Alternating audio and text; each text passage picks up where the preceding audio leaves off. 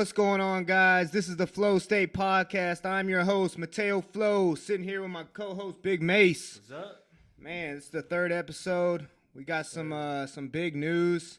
We talked last week, about the fight night between Grant Dawson and Bobby Green. We'll get into that, but go ahead and let's go ahead and talk about some breaking news real quick. Yeah, so UFC announced a couple things last night. We'll start off with the first. Paulo Costa, he's not out of the fight yet with Khamzat Chimaev. He's dealing with some elbow issues. He just had surgery not even 3 weeks ago. The fight's next weekend, so there's been talk of him possibly not being able to fight. We're hearing a bunch of different things on who could possibly replace him. I've seen Chris Weidman tweet that he would like to fight, but I don't know if that happens. And we've also seen talk of, Gilbert Burns saying Kamaru Usman's ready and could step up to that plate. I'm not sure. Daniel Cormier teased, a little video. He said, y'all are going to lose your minds when you hear who's the replacement for this fight. So we're expecting some big news and a big fight replacement if that does happen. And Paulo Costa can't fight. What are your thoughts? Man, if it's Kamaru Usman, I just saw Gilbert Burns put something out on Instagram saying that it was a video, and I think Kamaru Usman was in the back doing a little bit of sparring, and man, if that's true, man, that's a huge fight. Yeah. But the thing is, Kamaru Usman, is he going to be fighting at 185 then? Yeah, I mean, that's what...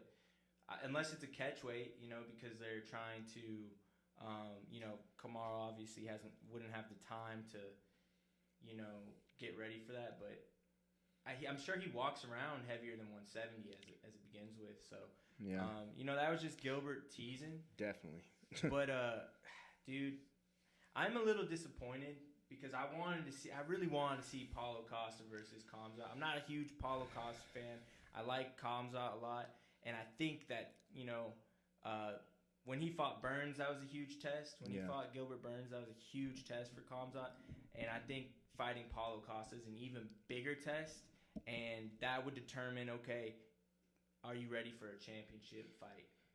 Man, I don't understand how this has gone on, like with Paulo Costa having surgery 3 weeks ago on his elbow without the UFC in the know. Yeah.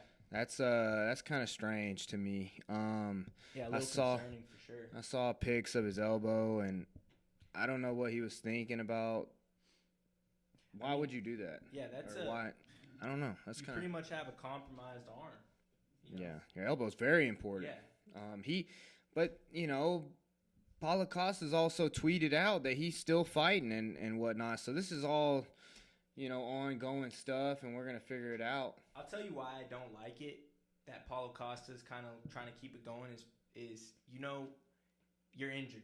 You have an injury. And the last time I remember someone going into a fight knowing they had an injury was TJ Dillashaw with his hurt shoulder. And what happened in that fight against Aljamain? His shoulder popped out. And it was clear he couldn't fight. And that's, TJ Dillashaw is a great fighter. But even a great fighter with one arm ain't gonna, you're compromised, So, Paulo Costa, if you're listening, man, you're already compromised. I know you might lose a paycheck because you can't fight.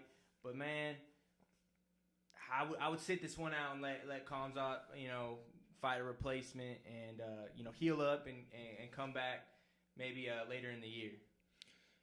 Yeah, I mean, I would say they could hit up Kevin Holland, but they've already done that one, and we saw how that went. Holland's always down. Do the rematch on that, but I mean, you can't. I don't think Kevin Holland can stop Khamzat's wrestling. I mean, we saw what happened in the first fight. Yeah, Kevin Holland would definitely take the payday because he just loves fighting, man, and he's one of those guys.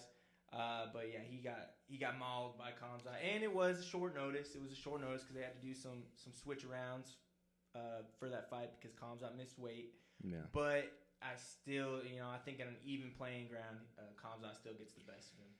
Yeah, 9 times out of 10, I'd give it to Hamzat on that one. Yeah. You ready to move into the big news? All right. So Charles Oliveira, unfortunately, suffered an injury and cannot fight against Islam. So that's just another big fight on that card that might or is getting shuffled around. And the man we've been hyping up, the who I believe is the pound for pound #1 fighter, Alexander the Great Volkanovski, is stepping in on 11 days' notice to take on Islam Makhachev at UFC 294. That is insane, man. Yeah, Charles Oliveira, they showed some images. Man, I saw his eyebrow, right above his eyebrow, got cut open pretty bad, man. He was sparring. They said in the 5th round, Dana said, of a sparring, he got hit with a shot, and yeah, man, it looked bad. It looked pretty. It looked like a pretty big gash, and he was saying, a lot of the times these fighters have these things happen and they stitch it up. They go get it stitched up already, and then they let the UFC know. But he said there's like some process where they can, if they contact the UFC, they can get them with a professional that can kind of stitch it up from the inside to where that maybe they could have it all, maybe not 100% healed up, but have it better, and have them be able to fight. But even with that, I don't know. It's pretty close. It's 11 days. That's scar tissue. I saw. Yeah, I forgot what he said, but he said another crotch injury. Yeah, that's funny. Nate Diaz wouldn't stop him from fighting. Yeah, man, it sucks. I kind of wanted to see the Charles Oliveira, but honestly, I think that this is the fight that everybody really wants. I think this is a better fight. I'm excited because I think Volkanovski. I mean, it was arguable, but I think he won the first time against Islam. Yeah. I just think he was. I mean, you saw the way Islam got up after that fight. Couldn't even walk. And I wanted to see Charles Oliveira too because you know what? He is one of those guys where he's kind of like Izzy. It reminds me of Izzy versus Alex Pereira. He lost the first time. He goes back, trains harder, works smarter, and is prepared to fight Islam. And I was excited to see how Charles Oliveira bounced back in his second fight. But they found the perfect replacement. I'm just great. I'm just happy that they both agreed, Islam and Alex, to take this fight, to make it happen on 11 days' notice. And man, we're gonna see if Alex can do enough this time to prove to the judges that he deserves to be the lightweight champion as well as the featherweight champion. Yeah, I think that, if you really look at the fight, I think that, Islam technically won the fight, won the match. To the judges. Won the match, yeah. But I think Alexander the Great won the fight. The fans. He won the fans. Everyone, the world was watching and said, Alex won that fight. I think, yeah, a lot of people agree with that. Why I say I think he won the fight is because if you look at him and then you look at how Islam was looking in that fight, I mean, Islam was his face was pretty beat up. And when he was getting those takedowns, he wasn't doing nothing to Volkanovski. Yeah. He did have the wrestling advantage to an extent, but man, I think this time it goes Volkanovski's way. He's already dealt with that adversity. Sorry. He's already dealt with that adversity, and he's shown, he was good, man. He was good. He wasn't beat up. Yeah. Islam looked like the one that was beat up. Alex could have gone 2-3 more rounds, it looked like. Islam was the one that looked like he lost that fight. If you was to hold 2 pictures up or 2 videos up, it looks like Islam lost the fight. His team had to hold him up. Yeah, he was getting carried out, and Alexander was walking around, that's why I'm saying he lost the match, but did he really lose the fight? I mean, and Islam tweeted actually after everything was announced that he said thank you to Alex, but also don't use it as an excuse if he loses. So taking it short notice. I don't think he. I don't think he would. I don't think he. Yeah, I think he's a stand-up guy. I think Volk is an accountable guy. I think that's what makes him one of the best in the world. And he's always ready. I think he's always ready to go. Yeah. So we'll see we'll see what happens, man. UFC 294. That's next weekend. Huge surprise. I'm more hyped up about this than I was for the Charles Oliveira. Even though that would be a sweet rematch. I think Charles can perform a little better. When he fights Islam, because I feel like the first time you fight somebody, you don't really know exactly how that pressure is gonna feel, or especially when you're fighting somebody from Khabib's camp, and it's supposed to be Khabib's prodigy. These guys have a reputation, and I think sometimes that gets into some of the fighters' heads. I don't think it got into Alexander Volkanovski's head, because that dude's bulletproof. I think things like that, adversity like that, skyrockets his drive and skyrockets his will to win. I'll be honest with you, man. I think that the pressure kind of got to Charles Oliveira. I've seen some comments and rewatched the videos of when Islam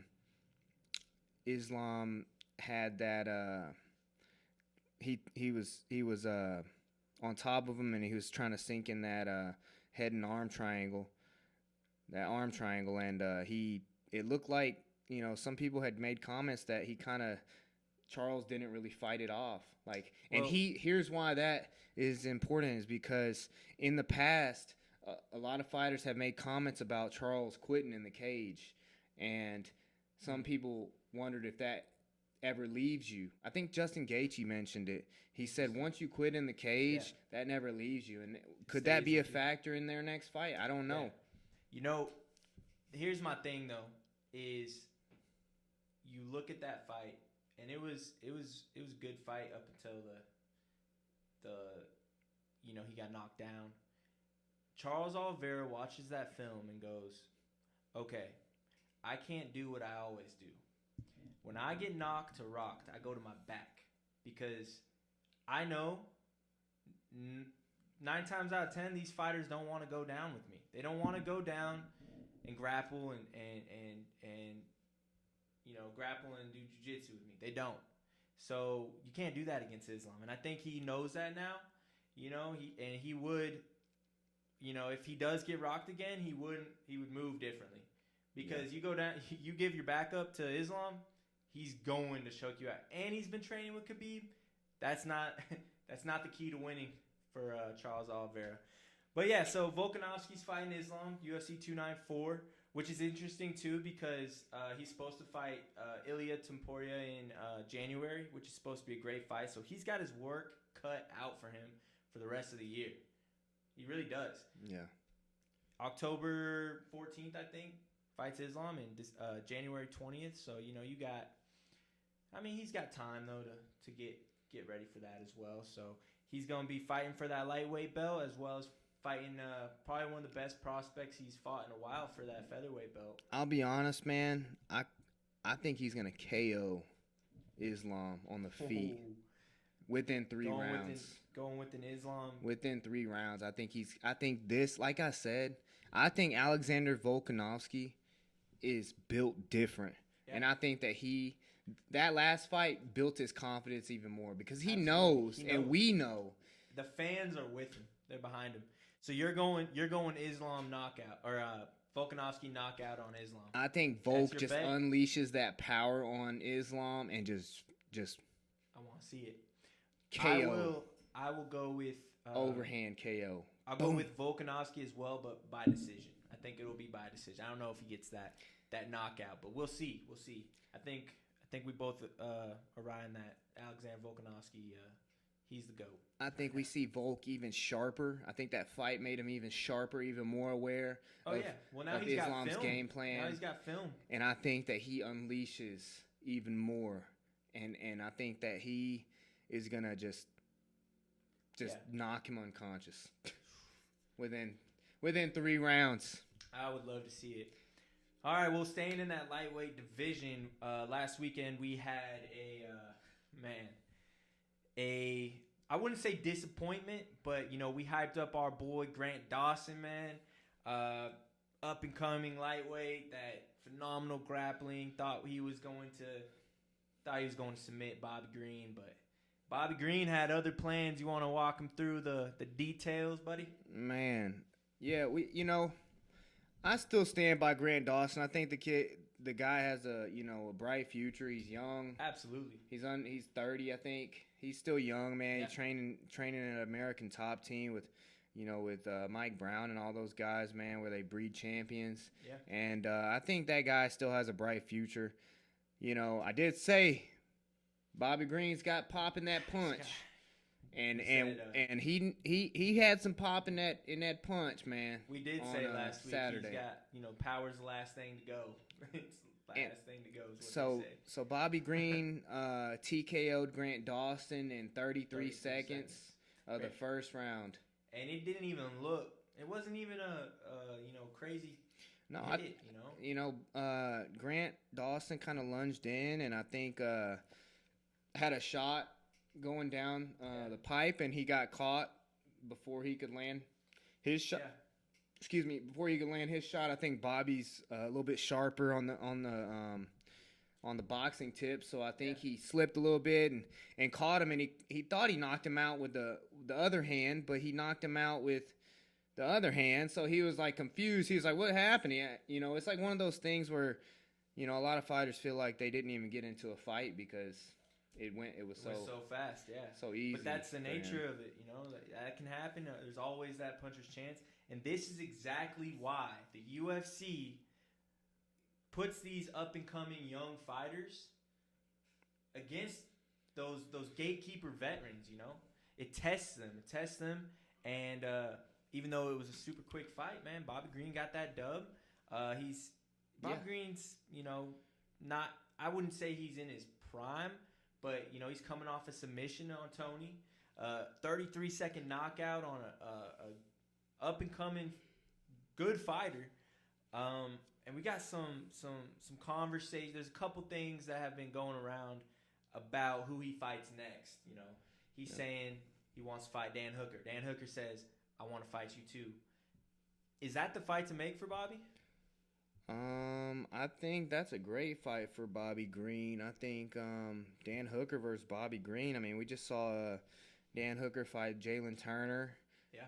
In a straight up war. If you guys have not seen that fight, that's a fight of the year contender for sure. Look that fight up, Jalen Turner versus Dan Hooker, and that was a savage fight. Dan Hooker needed that win. He performed under pressure. He broke his hand in that, or yeah, he broke his hand in that fight. Dude, that was a bloodbath. That was a war. Dan Hooker sporting his new tattoos. Never seen him with tattoos. He comes out with a whole bunch of pretty tatted now. Yeah. And dope stuff too, some tribal stuff on it.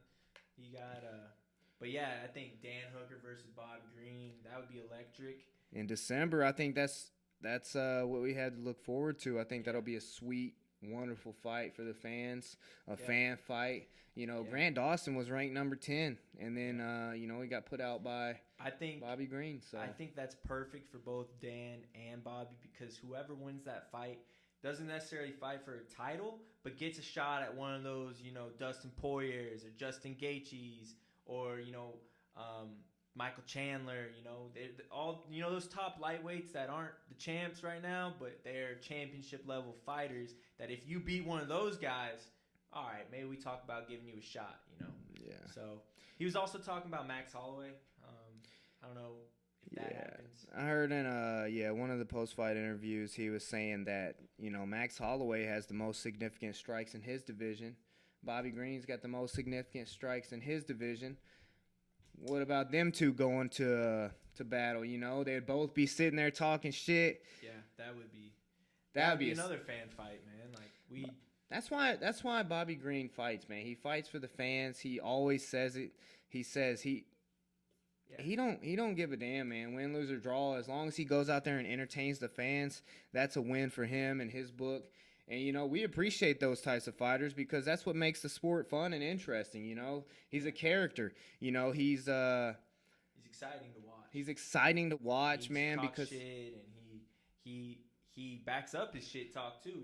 He's real. Out in 33 seconds. He's a real dude, and he's got them hands, man, and he ain't no chump, and he will pull up on you. Max Holloway versus Bobby Green would be a really great fight because it's speed and technicality versus, you know, that just grit and power type fighter. You know, Max Holloway's out there. His output is ridiculous. He's quick on his feet, quick with his hands. And Bobby, he's quick with his hands too. But he's got that power advantage of he catches you, you know, watch out. So I don't know who wins that fight. I won't make a prediction if that does happen, but that would be a great fight to watch.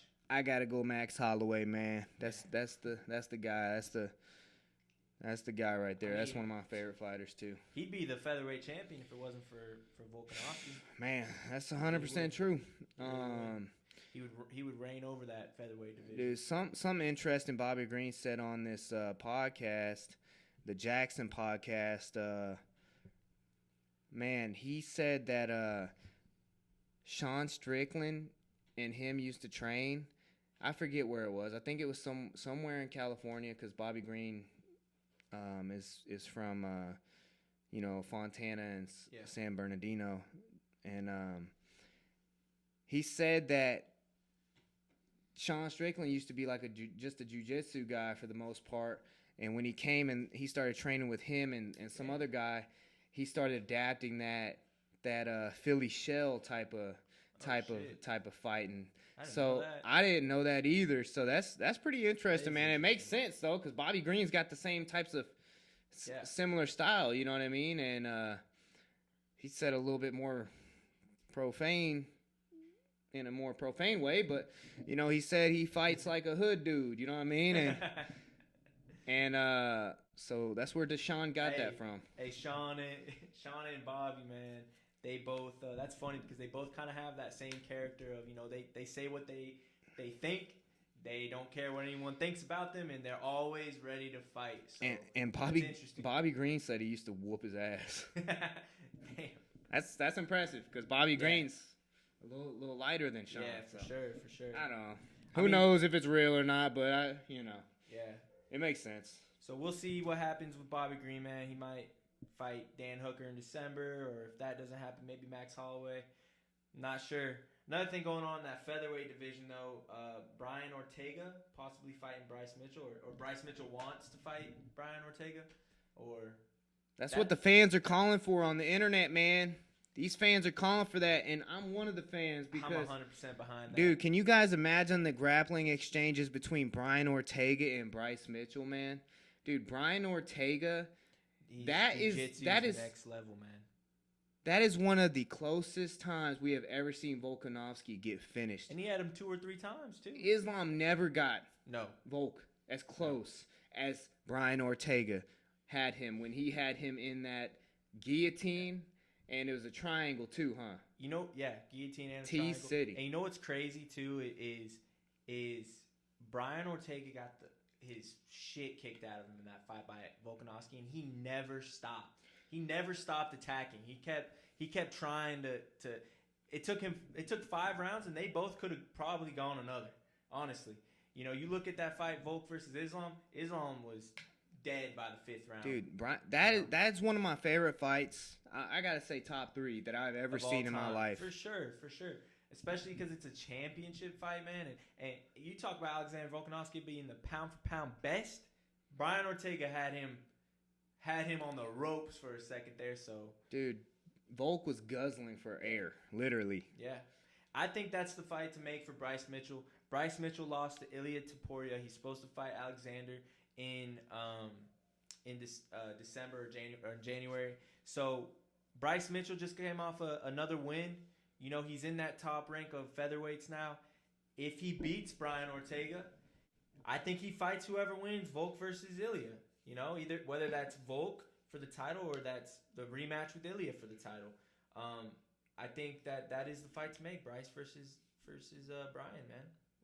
I think the fans can agree with that, and I think that would be a great fight for Bryce to see, where he's at. Absolutely.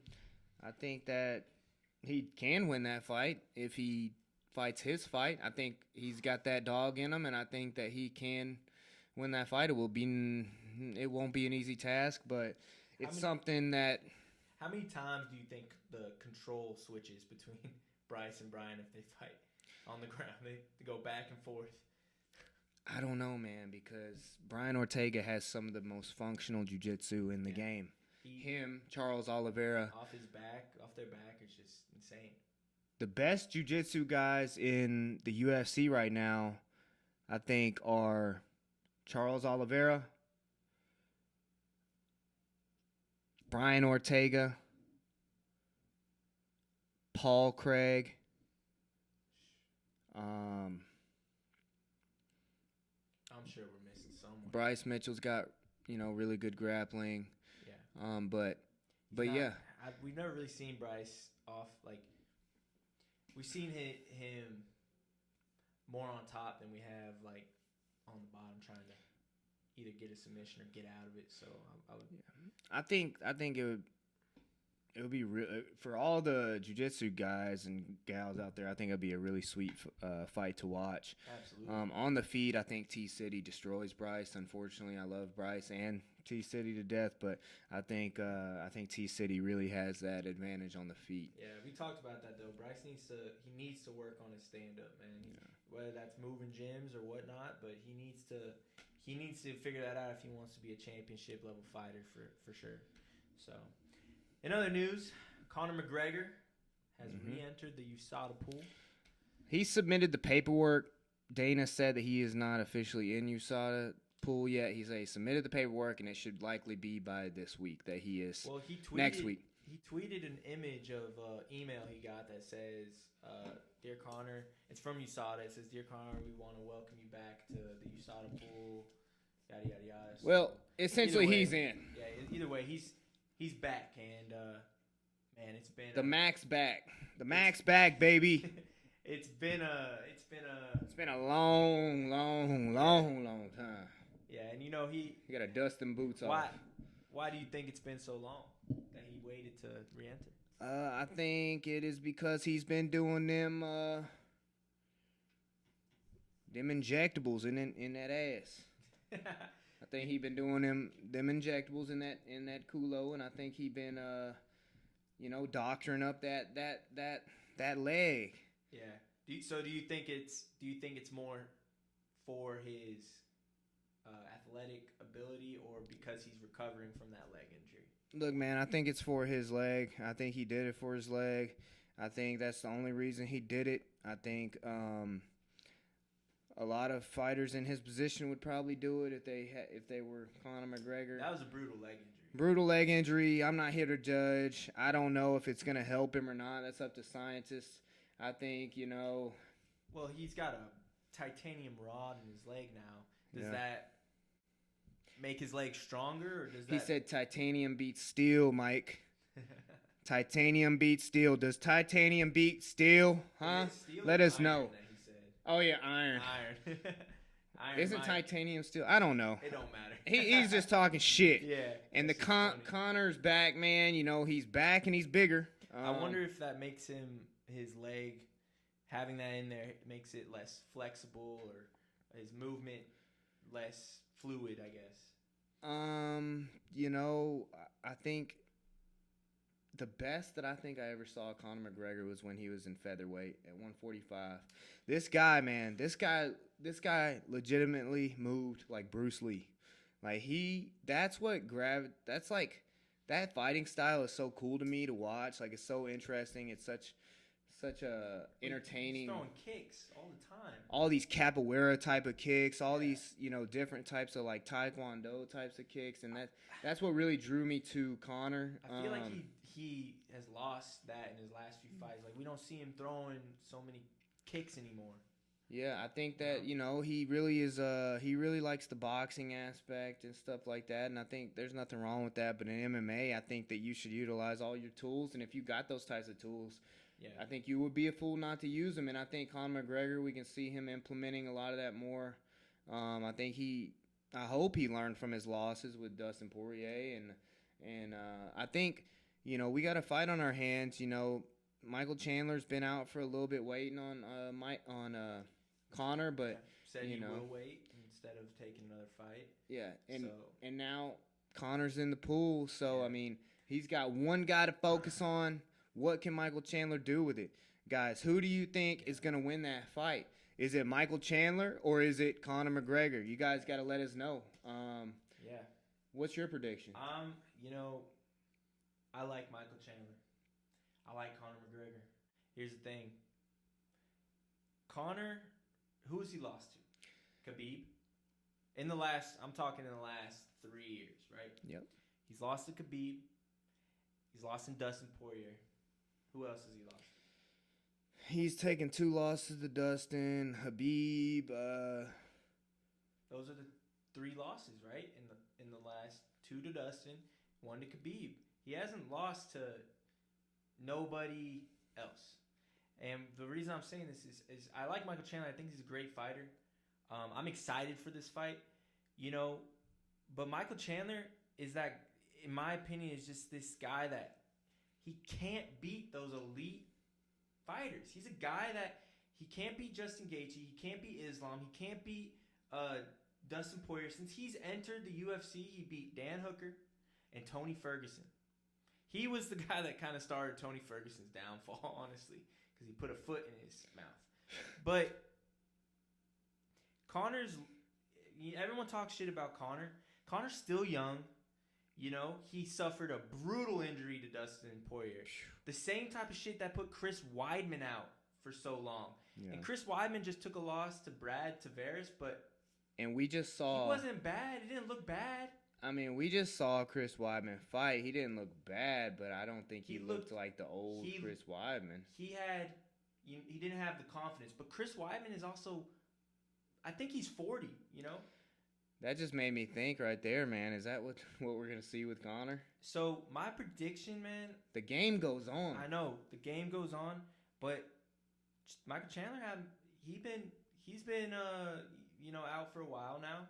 He hasn't fought in a while, and but he's been training. I know, he's been training. He's not drinking, promoting beer. We've seen the training videos of Conor. Conor's going back. Yes, Conor's as of now, a movie. He's been drinking his beer. He's been doing his thing. But he's got 6 months now. You entered the USADA pool. I believe you have. I think it's 6 months to get to be good to fight, right? So that pushes him into early next year. First quarter of next year.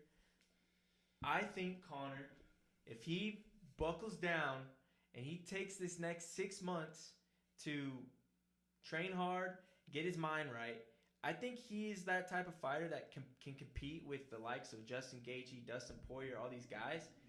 And I think he can get the better of Michael Chandler. I really do. I hope he does. I think, that will be huge for him because he's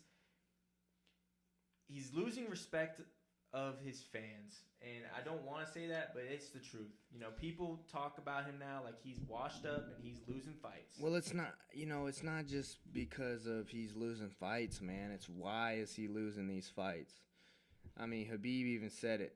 You think whiskey's going to help you and all this stuff? Like, I get that. I get that he has his companies and his brands and he likes a point. All right, he likes a point, and he has a lot more distractions than everyone else. Yeah, he's traveling. He's got all those distractions. Yeah. And, people want the fighting Conor back. We were talking about, Volk's one of those guys that can rise to an occasion. I think Conor McGregor's capable of that also. I think he has that type of mindset to where he can overcome adversity and step into the spotlight and not be crumbled by it. I don't think that he is not as comparable because I think that Conor is not even close to as skilled as and well-rounded as Volkanovski. But I think, with Conor, I think if he really focuses and puts 100% into his training camp, he can beat Michael Chandler. I think his shots are timed better. I think he's more technical. I think that he can put Michael Chandler's lights out. And here's another thing. Michael Chandler is a reckless fighter. Yeah. Michael Chandler likes to pressure you with crazy ass stuff, right? Bombarding you, blitzing you. Conor's Jose Aldo. I know that was a quick knockout, but that was a counter. Yeah. Jose came out swinging, and Conor just stepped back, boom, right to the chin. Yeah. The people he has fought and lost to in the last 3 years, like I just mentioned, Khabib, who does not take those chances, and Dustin Poirier, who's great boxing and does not take those chances either. You saw, like Michael Chandler, if he's reckless like he is, I could see Conor catching him and putting him out. Man, I don't want to ever count out Conor McGregor, but dude, based on everything I've been seeing, it's hard. Sometimes it's hard to be a Conor McGregor fan, man, because of now who he is now is not who he used to be. As far as I'm not talking about, it's fine and dandy. You got businesses. It's fine and dandy. You got all these things going for you and stuff like that. That's awesome, man. I agree with that, but I think that his morals and his character has kind of gone in a different route. Personally, I mean, based on what we've been able to see. And a lot of times, like, we could say, well, who's to say Conor hasn't been training, blah, blah, blah. Well, how come all of a sudden we're seeing all his training videos right now? It's like, I do think that he has not been focused on fighting as much. I think he's been enjoying the fruits of his labor. Yeah, and there's nothing wrong with it, but in the fight game, like we said, the fight game goes on. Michael Chandler's been fighting. Yeah, he's been consistent. He's been consistent, and that cage time matters. And I think that Conor doesn't even know how he will 100% perform with that leg like that. Yeah. His leg don't even know how it's going to perform. Yeah, you're right. So what's going to happen? We don't know. It's hard to make a call. I want to see Conor get back in the winning column. I really, really do, man. You gotta give a prediction though. Who are you picking, man? If it was life or death, man. Man, this is hard. Who was Mike Chandler's last fight? Do you know? Was it Justin Gaethje? No, could have been. I don't remember. Damn, he's fought so many good people. That's the thing about Michael Chandler. He came into the UFC, fought Dan Hooker, put his lights out, and then I think he fought for the belt and lost to Charles Oliveira. Yeah. He last fought Dustin Poirier and got rear naked choked. So this is my point. I'm gonna be honest. Beat Dan Hooker, lost to Charles, lost to Justin Gaethje, beat Tony, lost to Dustin. Justin Gaethje, Charles Oliveira, Dustin Poirier are in that. That's the elite of the lightweight division. I'm gonna be honest, man. I think Michael Chandler beats Conor. Okay, so you got Michael. I'm riding with Conor McGregor, baby. I think you can ride out this next 6 months, 7 months. Train hard, get back into that winning column against Michael Chandler, and come back and fight Nate Diaz. I won't pick a winner against that. I know that's what he's been talking about, though, is giving that trilogy to Nate. And does Conor need this win? Do you think he needs this win? I think he needs this win. Absolutely. I think Conor McGregor needs this win right now. I don't think Conor McGregor needs this win for himself. I think the Conor McGregor fans need this win more than anything. I think he needs it for himself. I think he needs it for himself because... For his legacy? If he loses this fight, who does he fight next? Does he go fight Nate? He does fight Nate. If he loses, he goes and fights Nate? You don't think he's going to want to rematch him? Conor versus Nate is inevitable. I get that. But does he rematch Michael Chandler if he loses? I think he does, man. I think he does. Because I think that does something to his ego, and I think he wants to settle the score. And I don't think Michael Chandler would want that. And I know Conor I disagree. I think Conor runs the show, but I think Michael Chandler is going to say, hey, I just beat Conor. Let me get another fight at that title shot, I think he takes another Conor McGregor paycheck. That's true. Conor does. That's the thing, bro. I don't think anyone's turning down Conor I can McGregor. agree with that because if I was a fighter and you gave me a title shot or Conor McGregor money, I would take Conor McGregor money because that sets you up for the rest of your life. Exactly, and Michael Chandler's already said it. He's got plenty of leather left on or plenty of rubber left on the tires. Yeah. So and what's really cool about this fight is they're talking about it being at UFC 300. Ariel Helwani on his podcast said they could do it at the Vegas Sphere. I don't know if you guys seen the Vegas Sphere, $2-point-something billion sphere that just. Man, I've seen those videos of that, and that just Yeah, Dana White. Concerts going on in there just looks amazing. Dana White was talking about the Sphere, and he's like, he can't wait to get his hands on it. And I think that why not do it at UFC 300, guys? We got Conor McGregor versus Michael Chandler at UFC 300. Imagine the background on the walkouts, the Sphere at that thing, man. You got like Ireland or something, and you got I don't know, you got fire pits or some shit going crazy. I don't know, some crazy stuff going on, man. I'm excited for those walkouts and Irish flags flying everywhere, and man, I hope that happens because that would be just dope to see, man. I've seen those concerts going on there, and people, that U2 I think concert we talked about where you got you're in the clouds and shit while they're singing. That's just, it's badass. So yeah, that would be sweet. I think that's a great venue for a UFC event, dude. I would love to go to that. I think that would be historic, especially. I mean, why not? Why not save it for UFC 300? That would be sweet, man. Yeah. What types of what types of graphics could we see?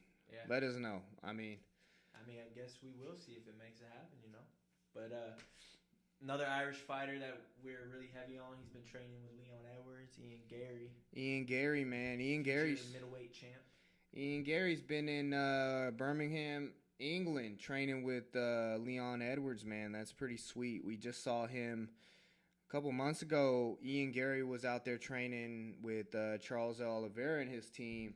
So, guys, I think me and Mace both predict that Ian Gary is going to be champ at some point in the near future.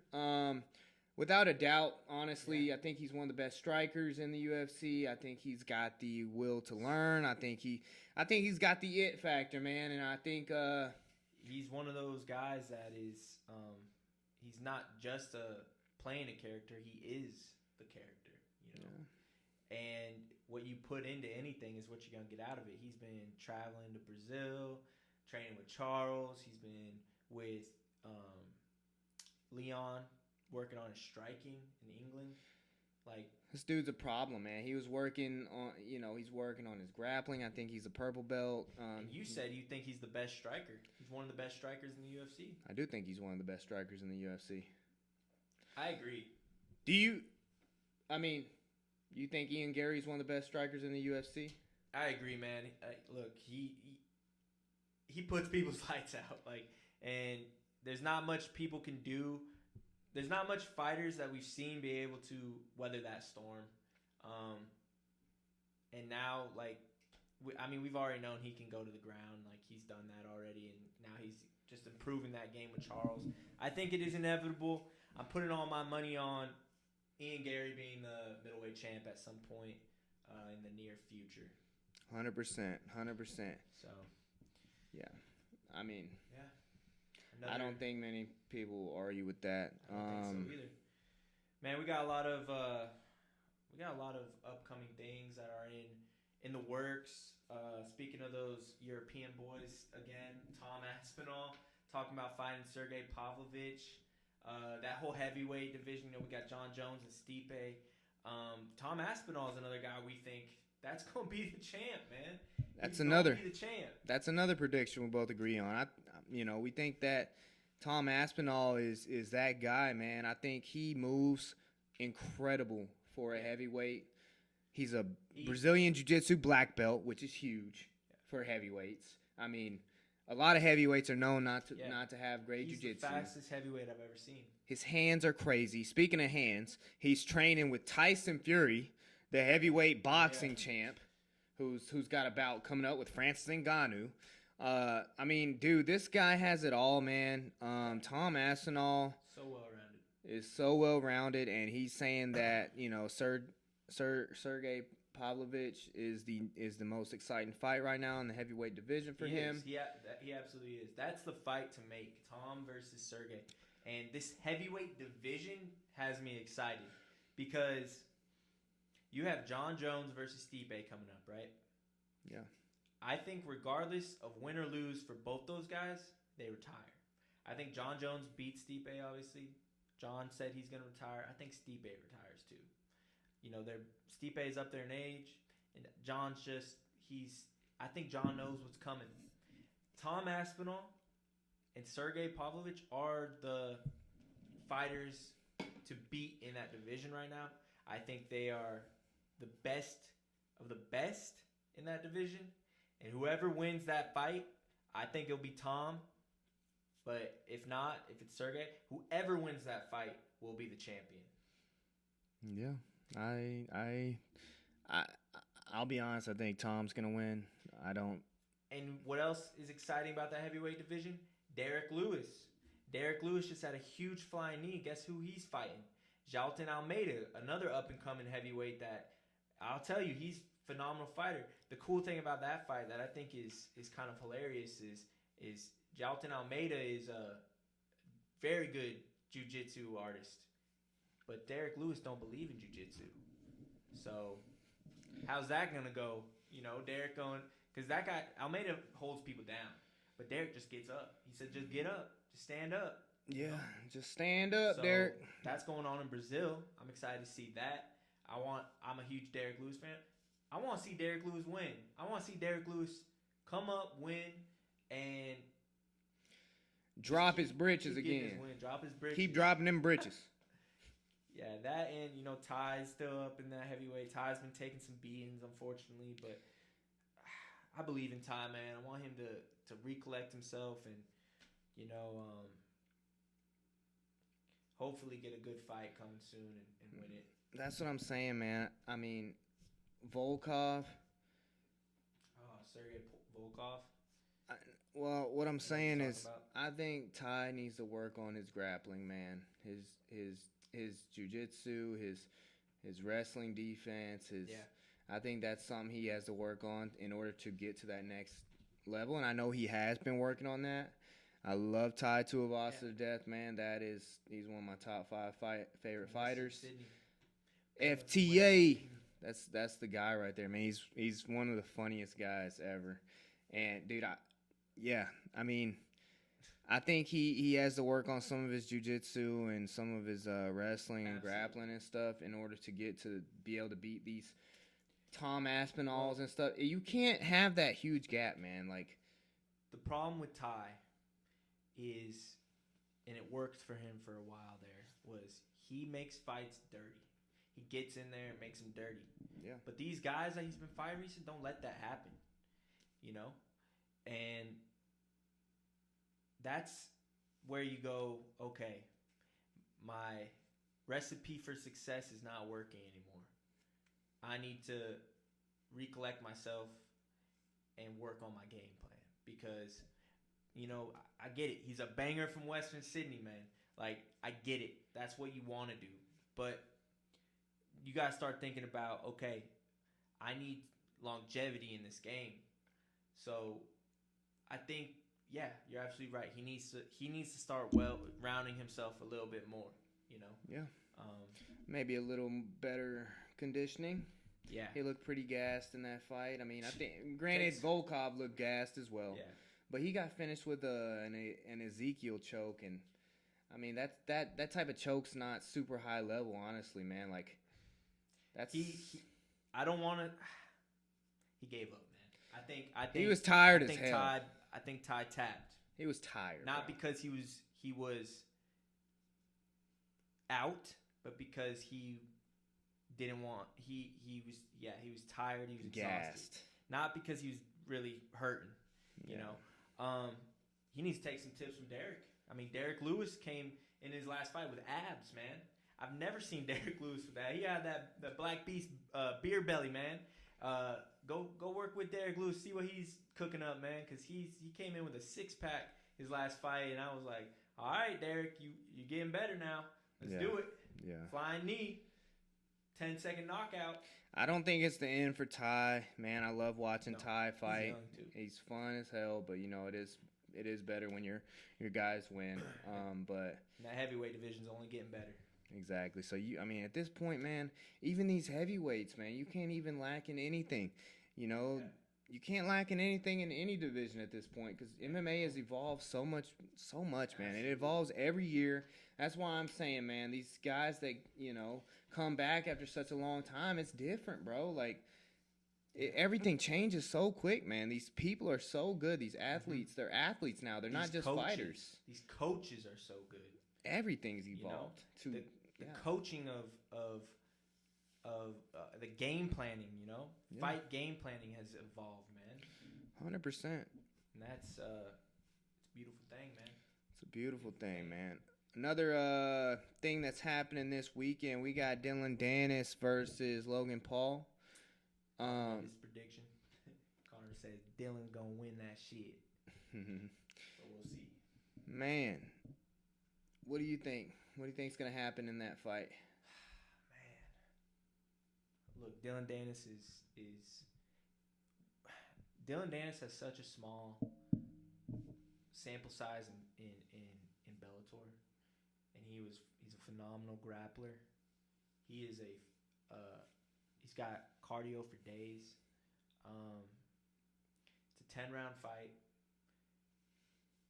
One thing I think about a lot is the fight Logan Paul had against Floyd Mayweather. Logan didn't really look like a really great technical boxer, but that was 1 year ago. So maybe he evolved in that, but also he was swinging for the trees, man.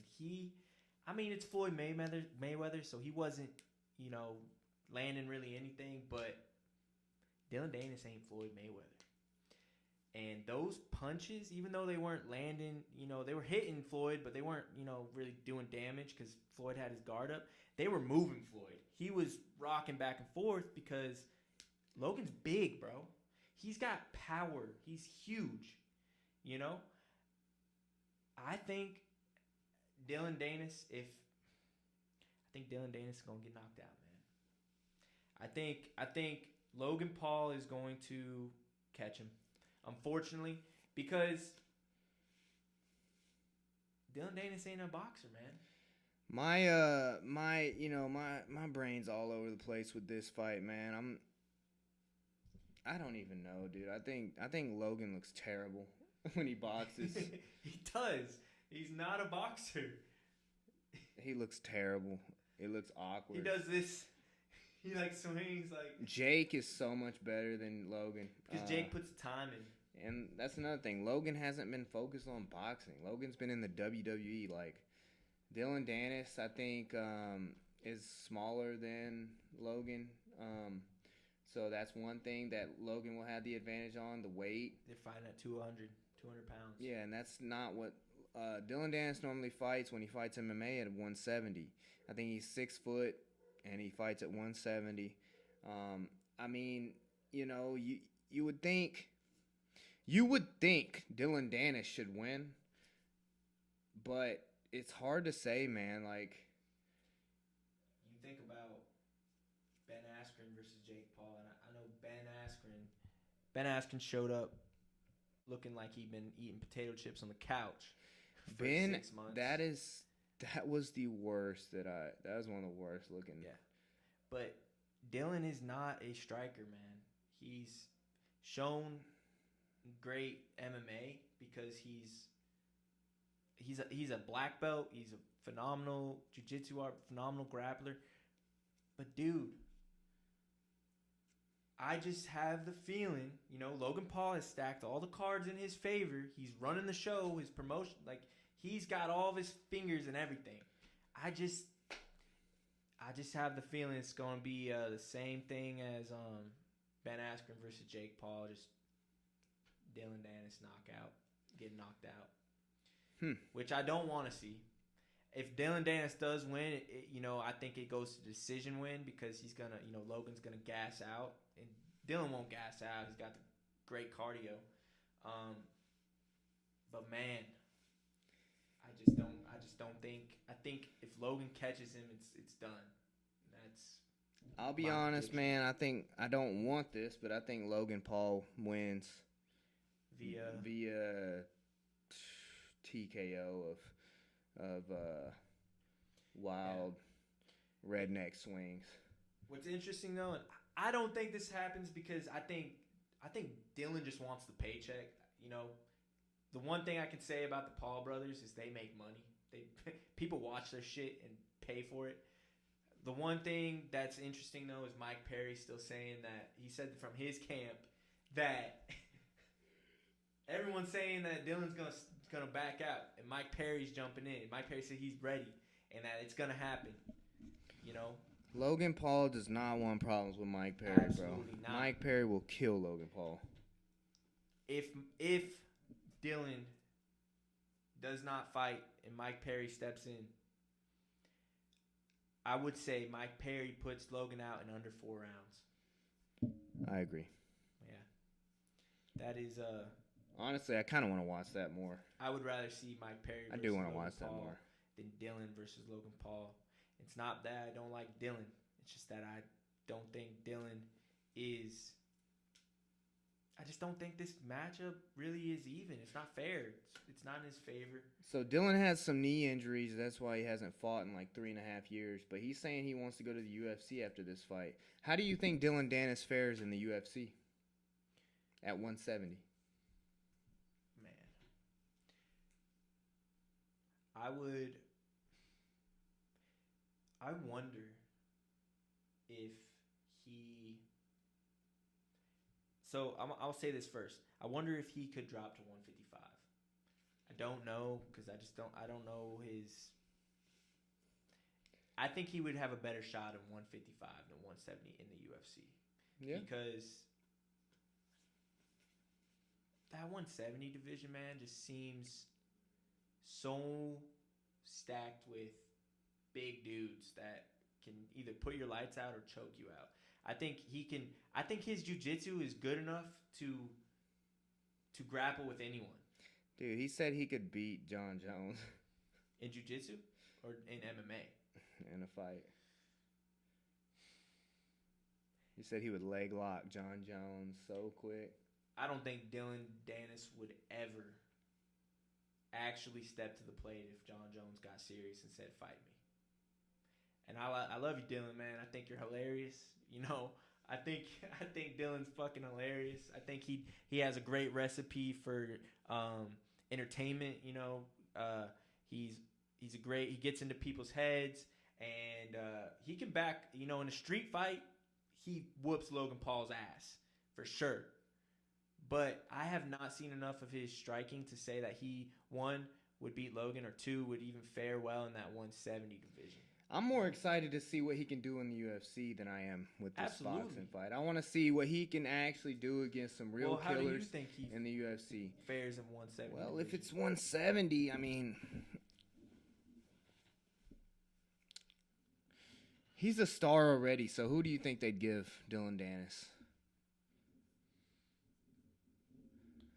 You know what I would love to see? Colby Covington versus Dylan Dennis. But that's pretty high up there already. Yeah, I mean, he's Colby's fighting what, for 2? the belt. Oh shit! I don't. Yeah, he's not gonna jump that high, but Who's in that 170? top 15 at least. Let's see who's in that welterweight. I can't even think off the top of my head. Welterweight rankings. Sir, we have Bilal Muhammad, Khamzat, Gilbert Burns. You know what? You know what I would love to see? I think all those people beat Right off the bat, let's give him Kevin Holland. Yeah, Striker versus grappler. They even had some back and forth over IG. I think Yep. Kevin Holland versus Dylan Dennis. Is that the fight to Ooh. make? That would be pretty sweet. That would. I would be willing to watch Yeah, that. I everyone would think watch that Kevin Holland's hands are going to be a problem for Dylan. I think Dylan is good enough already, based off his fights that I've seen, his MMA fights that I've seen, to get a fight in that top 15. You know, Kevin's number 13. I think that's where you start him. Give him Kevin Holland, man. Let's see. You know, and Kevin would be down. Kevin's always down. So, Dylan Dennis versus Kevin Holland. Dana White, make it happen. Let's go, baby. If he even comes to the UFC, you don't even know if they. I mean, Dana would definitely sign Dylan, right? Yeah, Dylan And he's got fans. He man. trains with. He's in Conor. cahoots with Conor McGregor. Yeah. So, I mean, I definitely think that he could get into the UFC. I mean, he's had two wins in Bellator already. Yeah. I think Dana would give him a shot. Is his contract with Bellator over? Like it's up. Well, is Bellator even? Are they? I've heard they're disbanding. I've heard they're not. We don't know yet. I don't know yet about that, but I think eventually Dylan gets in the UFC. I guess if Dylan's talking about UFC, he probably doesn't have any deals with Bellator. He wants to go to the UFC.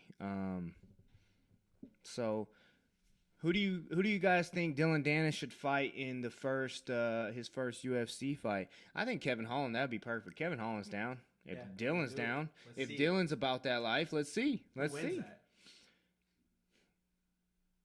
I don't know yet. I can't make a call. I don't think we have enough information to make a call. You're right. All right, yeah, man. So we got a lot of great shit coming up. A lot of great fights. Very excited for Volkanovski versus Islam 2. I'm excited to, dude, if they put Kamaru in somehow, if that's, I know Gilbert joked about it, but Kamaru versus Khamzat would just be beast mode fight. It'd be a cool fight. It'd be a really cool fight. That'd be a sick fight. Bobby Green, congrats on getting that 33-second knockout on Grant Dawson. Grant Dawson, you'll be back, buddy. Keep training. Man. What's up? Glad Connor's back. You seen all these fighters talking about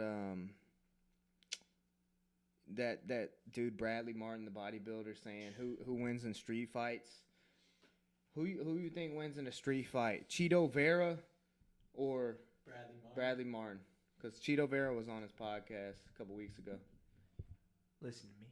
You think he can beat any of the UFC fighters? Marlon Chito Vera. I'm gonna answer that one first.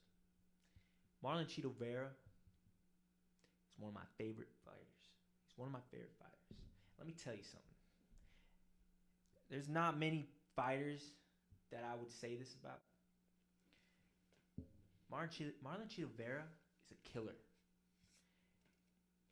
We've seen him fight so many times and never show any signs of damage. That's true. You could throw anything at him. I truly believe. And he could take it. Whatever punch, kick, grappling exchange you want to throw, he's ready for it. And I don't think some fucking bodybuilder with no fucking fight experience is going to stop Marlon Chito Vera. That man has power. He doesn't walk around at 135. I guarantee he's at least 160. At least. Maybe 155. I don't know. My opinion, Marlon Chito Vera is gonna beat Bradley Martin. I'm sorry. I don't care how big you are, but Marlon Chito Vera is too durable and has got too many weapons. Who do you think Bradley Martin can beat up in the UFC? Besides maybe some of the girls and lighter. Bro, I'm not. Dudes. Look, everyone's always. This is my thing. Everyone's always got a puncher's chance. I forget who said it recently that was it Nate? I think it was Nate Diaz. I could be wrong. Don't hold me to this, but I think it was Nate Diaz saying that you can do a boxing camp and learn how to box. That's why you see all these YouTubers and Instagrammers and TikTokers doing boxing matches. It's not hard to learn boxing or striking. I'm not gonna say it's not hard, but it's easier than learning wrestling, grappling, or jiu-jitsu. It takes longer to learn those. If you fight someone, if you have no experience in any of those realms of grappling, and you fight a black belt, you're getting submitted. Most likely. Everyone always has a puncher's chance. But if that shit goes to the ground, I don't think you're getting back up if you're fighting a black belt. And Cheeto's a black belt, right? Cheeto's a jiu-jitsu black belt. Yeah, I think he trains at Art of Jiu-Jitsu out there. And what was that dude? What's that dude's name? Man, we were watching like Jiu-Jitsu World Championship in Japan, and there's that one dude who's just they're both beasts, but the one dude was like 200 something pounds. And he was like a blue belt, I think, or white belt. I don't know. They brought him because he's just like so good. And he fought that one dude. You were always talking about him, who's smaller, and they were going back and forth, like giving him a problem. Remember that? You talking about it was Tall ass white dude against the Jiu-Jitsu Giant. That's his name. yeah. The Man, what are Jiu-Jitsu their Giant, and you're talking about Andy Alvera. Andy Alvera, yeah. Andy Alvera is what 145 or something like that. No, he's He's bigger. yeah, he's Well, compared to the dude he was going against, he was way smaller. Right? yeah, that dude's 6'7", the guy he Yeah. was going up against, and that was on UFC Fight Pass. That wasn't Yeah. in Japan, but that's That dude was huge, and I gotta look it up. So all I'm saying is that guy that he's fighting, 6'7", dude, has jiu-jitsu experience, and he was working him. Andy was giving him a problem. So if you think that you know, being 6'2" or whatever, 230 pounds, with no experience is gonna beat a black belt, you're tripping. You're tripping. And that's my thoughts. You know, I'm not anything. You know, I don't really have any experience doing the art. I do wanna get into learning jujitsu, and maybe one day once I grow some cojones, you know, I'll get in the gym over at 10th Planet with Matt. But just from seeing, you know, true one-on-one fighting, like I don't think Bradley Martin beats someone with a black belt. Do you think so? They got this, you know, Demetrius Johnson, Mighty Mouse. Yep, Mighty Mouse. Him and Bradley Martin are supposed to have a grappling match. It was supposed to be a fight or a street fight. The whole thing was, do you think you can beat me in a street fight? And that's what Bradley Martin's little, you know, gimmick was. And he asked Nate, he asked Chito Vera, he asked Devin Haney, who's a boxer.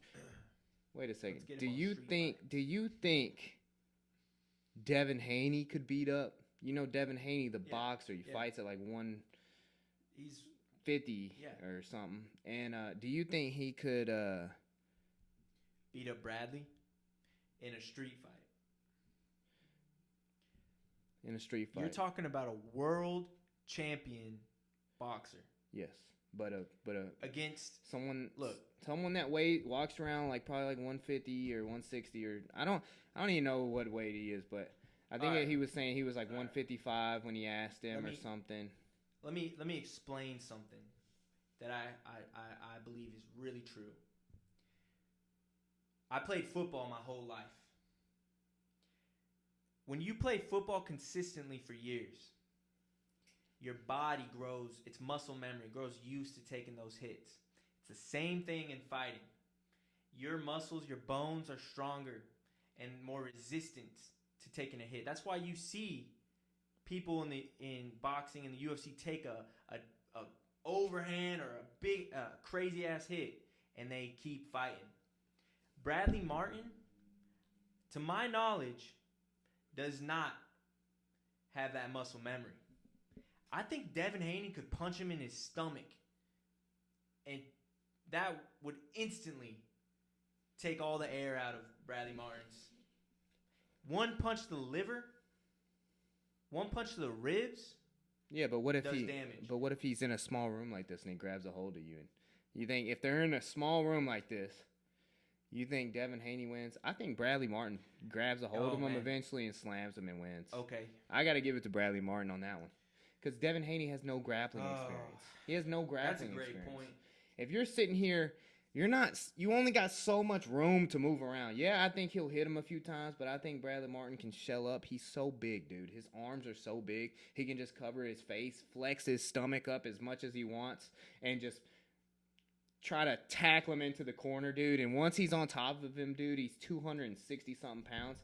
I think he grounds and pounds or suffocates Devin Haney. My opinion. All right. I don't know about Devin Haney. I would say, you know, Bradley, you better show some protection because if he catches you, that's going to fucking hurt. If he catches him, he does have that chance. I'll leave it with this. Him and Mighty Mouse, Demetrius Johnson, are planning on fighting, right? Having a grappling match. And Mighty Mouse. Let's see. No, I'm not going to. You know what? I'm not going to make any predictions. I want to see it. I don't think Bradley Martin could beat anyone in a grappling exchange with a black belt or even a I would say a purple belt or higher. I don't think so. Mighty Mouse is and a a brown real belt. purple belt that earned it after years, not some weird gym that just gives out belts like candy. I'm talking about a real purple. Mighty Mouse just won. I want to see it first. Mighty Mouse is a brown belt in jiu-jitsu and That's probably been training MMA his whole fucking one of the life. greatest MMA fighters to ever live. Demetrius Johnson versus Bradley Martin. I think Demetrius, maybe weight does have a factor. Maybe it doesn't. Once we see this fight, I'll make my decision because Mighty Mouse is small. He's what, 135? He walks around probably 150. Tiny. Mighty Mouse kills Bradley Martin. I'm not gonna beat around the bush. Mighty Mouse kills Bradley Martin. Mighty Mouse will grab a hold of that dude's neck so fast. Didn't Dustin Poirier choke out the Mountain? Fucking what's his name? Big Game of Thrones dude. Thor. Yeah. Didn't Dustin Poirier in like under 2 minutes choke out Thor? I think I seen a video of that, man. Dustin Poirier's probably walks around 170. Look, I don't think Bradley Martin beats anyone with a black belt or a brown belt or a purple belt. And real purple belt, real brown belt, not someone that got it handed to them like candy. At the Mick Dojo. I think that, there is, and I don't mean to disrespect anybody who is like a Muay Thai fighter or a boxer or anything, but I think that the amount of work it takes to become elite in grappling or jiu-jitsu or wrestling, it takes a lot longer than it does for strikers. I think it does. There's a lot of value. There's a lot more value in that because the truth is everyone has a puncher's chance. But if you don't know how to roll around, you're going to get choked out. You're going to get your arm broke. You're going to get heel hooked. That's the truth. It's interesting, man. It's interesting. That's the whole thing I'm talking about, going back to them old days. I mean, like the open weight. They're going to bring back all them open weights, man. Dude, I want to bring something up. And granted, I know you're a blue belt. I was at 10 Planet San Diego for like 2 months. I didn't continue just for personal reasons, but I watched other people grapple just in practice, man. And man, what's that one girl's name, man? She's a brown belt. Maybe she's a black belt now. She's like a jiu-jitsu world champion or something like that. But I remember watching her go against like the biggest dudes in that gym. You know who I'm talking about? At 10 Planet San Diego. I forget her name, but she's tiny. She's tiny. She might be 110 pounds, to be honest. Tiny. And she was a brown belt at the time. I remember that. And she was choking all these big ass dudes out. Weight does matter too, but experience matters more in jiu-jitsu, in my opinion. Yeah, I mean. So, we'll see, man. We'll see. Demetrius Johnson versus Bradley Martin. I'm not sure when that happens, but when it does, I'm sure we'll be talking about it again. Excited for everything that's coming up. Got a lot of things. A lot of things to be excited for, man. Volkanovski versus Islam 2 next weekend. Connor's back. Tom Aspinall versus Pavlovich. John Jones versus Stipe in Madison Square Garden in New York, baby. And we're hearing more and more about who Sean O'Malley's fighting next. So I'm sure next week we'll probably have an update on that. I hope so. Hopefully it's Cheeto. I mean, Cheeto's manager said the next time he steps in the cage, it'll be for the bantamweight title. So, I mean, I think that's a big enough hint as it is. Who wins that fight, guys? Sean O'Malley versus Cheeto Vera. 2. Marlon Cheeto Vera 2. Who wins that fight? Sean's legs are back to full strength. What's your prediction? I'm taking my favorite fighter in UFC, baby, Marlon Cheeto Vera. Not that I hate Sean O'Malley. I love Sean O'Malley. But, man, I can't go against Cheeto. I think Cheeto wins, man. I think Cheeto gets that title and rides off in the sunset. Hell yeah. Yes, sir. All right, guys. I think that wraps up everything we want to talk about today. We appreciate all your support. You guys have been amazing. We're gonna keep on going, riding this train, baby. Keep getting on better. Keep on keeping on, man. We're gonna keep on improving, man. We're gonna keep giving you guys weekly content. Yeah, man. If you guys want us to talk on any topics or have some topics you'd like us to talk about, man, shoot us a DM. Let us know. You know, like, comment, and subscribe on the YouTube. We put the link in the bio of our Instagram. That is Flow State Podcast with 2 W's and Flow.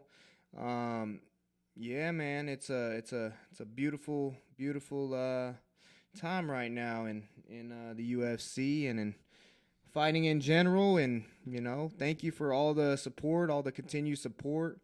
You know, we appreciate everything you guys do. You know, tell your friends, tell your family, tell your granny, tell your grandpappy. It doesn't matter. You know, whoever likes to, you know, shoot the bull and talk about, you know, fights and whatnot. Everything in between. Yeah, man. Everybody stay blessed, and thank you guys for staying till the end. Yes, sir. Get your Halloween costumes ready. It's about that time of the year. Peace and love. Peace.